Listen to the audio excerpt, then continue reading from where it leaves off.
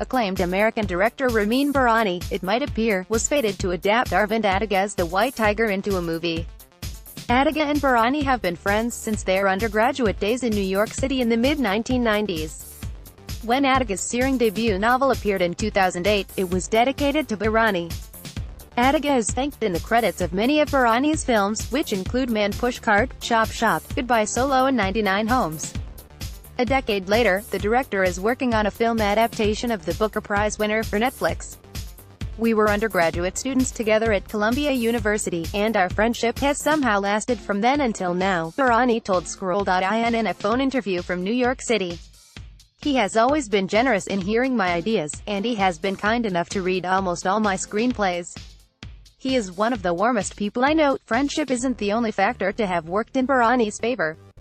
The 43-year-old filmmaker has arguably been working towards The White Tiger since his first movie, Man Pushcart 2005, about a burnt-out Pakistani singer who sells bagels and coffee on the streets of New York City. In all his movies, Bahrani has with uncommon empathy and perspicacity examined the reality of what it means to live on the margins, to cobble together a living from low-paying jobs, to cling on to dreams of a better life. In Chop Shop, 2007, a 12-year-old Latina orphan strives to save money to buy a food truck. Goodbye Solo, 2008, traces the unusual relationship between a Senegalese taxi driver and a passenger who appears to be suicidal. In 99 Homes, 2014, a construction worker who becomes a victim of foreclosure proceedings chooses an unusual survival strategy to win back his home. 99 Homes, 2014, the planets are perfectly aligned, then, for a big-screen version of Adiga's savagely funny and immensely sad novel. The events in The White Tiger are narrated in the first person by Bahrani Bahrani, who is born in a village in Bihar, referred to as the Darkness. Through a series of letters addressed to Chinese head of state Wen Jiabao, who is visiting India to witness its experiments with globalization, Bahrani reveals himself to be a self-taught entrepreneur who has gone past a hard-scrabble childhood, employment as a chauffeur of a wealthy political fixer in Delhi, and murder and theft to reach his current position of the owner of a taxi service in Bengaluru. Adiga takes a scalpel to the themes of caste and class, institutionalized poverty and the feudal culture that creates fully formed fellows who wear nice suits, join companies, and take orders from other men for the rest of their lives, as well as half-baked entrepreneurs like Bahrani Bahrani, who knows all too well how to manipulate a system broken down by decades of unrelenting cruelty towards those on the margins. "I remember reading the first draft, and it was very good even in its rough stage," Bahrani said. The White Tiger. "I have felt that about all of Arvind's work. He is always trying to write something new all the time, never repeats himself, and is always trying to push himself. The novel has a rich cinematic quality, and is bursting with vivid images and pungent writing. I shouldn't talk too much about the screenplay, it's still very early in the process," Bahrani said. "What I can say is that since the book is so good, my role will be to be close to what Aravind has written and only change things that need to be changed to fit into a screenplay format. You do have to make cuts in an adaptation, and everything won't translate for the screen, but I am staying close to the book." Bahrani will be visiting India to scout for talent and locations after wrapping up an HBO production of Fahrenheit 451, Ray Bradbury's dystopian novel about a future society in which books are burnt in an attempt to destroy knowledge. The 1953 novel was previously adapted as a movie by François Truffaut in 1966. Bahrani's version stars Michael B. Jordan, Sophia Boutella, Michael Shannon and Lily Singh, and will be premiered at the Cannes Film Festival in May. The White Tiger is likely to be shot in Delhi and Bengaluru, and will use both English and Hindi. Bahrani will cast professional actors as well as non-actors, as he has done in the past. In 99 Homes, for instance, there were Michael Shannon and Andrew Garfield as well as lots of non-actors and new actors, Bahrani pointed out. "The project afforded me the ability to do that. It didn't make sense for Fahrenheit 451, but with The White Tiger, I can mix both." The rights to Adiga's novel were bought by Mukul Deora, the Mumbai musician and producer, in 2011. There were reports that year that Deora was making the film along with some Hollywood producers.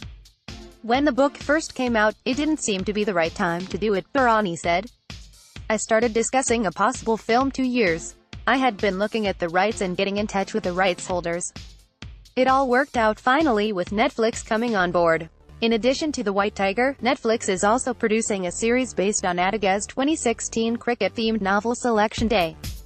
The White Tiger adaptation allows Bahrani to explore the single biggest factor that he says motivates his project: risk. I am taking many risks with the White Tiger that I haven't taken in my work before, but it also feels like things I have also been handling. Bahrani explained. Adiga includes surrealist moments in a narrative punctuated by dark irony, including a hallucinatory passage involving speaking fruit and a talking buffalo. I had Werner Herzog do the voiceover for my short film, Plastic Bag, and there's some absurdism in that. Bahrani said. There is so much new to risk and try out. Plastic Bag, 2009. Bahrani attributes the gritty poetry of his films to his interest in documentaries and neo-realist cinema. His films draw on research and observation that detail the hard work that goes into making a living. Man Pushcart, for instance, has lengthy sequences that reveal how the central character, Ahmad, transports his pushcart and sets up his stand every single morning. I am a fan of documentary filmmakers like the Maysles brothers, Frederick Wiseman, Agnes Varda and Werner Herzog, especially their ability to use fictional elements and put in commentary until you don't know which part is which, Bahrani said. In Chop Shop, for instance, there is a 3-act structure hidden within the feeling of a documentary. I am also greatly inspired by real people and locations. I try and meet real people, be inspired by them, and not condescend to them. Another filmmaker he deeply admires for his ability to fictionalize life is Satyajit Ray. God knows how many times I have watched all his films. I remember that there was a retrospective of Ray one summer at Lincoln Plaza, in New York City, and Aravind and I went there to watch his films one after the other, Bahrani recalled. Even in Ray's films, there is brilliant realism, but he also uses drama and fictional elements, in the way that Iranian directors do too. Man Pushcart, 2005. Bahrani attributes the huge push in my artistic development as a person and an artist to his Iranian heritage. He was born in North Carolina to Iranian parents, and the fact that he spent 3 years in Iran in the late 1990s and 2000s. If a project does not have social, political and philosophical aspects to it, I get bored, he said. Pure entertainment is good, but it does not interest me enough to work on.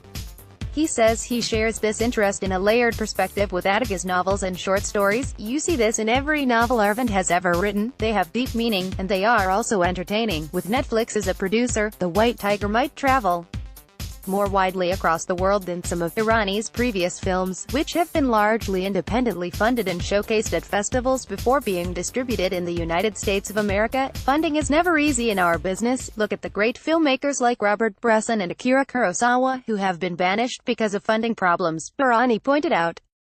Robert Altman spent decades in England making stage plays because nobody would give him the money to make a film. It's a very tough business, and it's all about pushing and struggling. So it's great that Netflix has come along and is helping filmmakers get things made. Why make films, then? I can't say. Some of it is joyful and some of it is so painful. I don't know why I do what I do in life. The real joy is to travel, meet people, learn from them. It's amazing that people would be so gracious as to let me into their lives.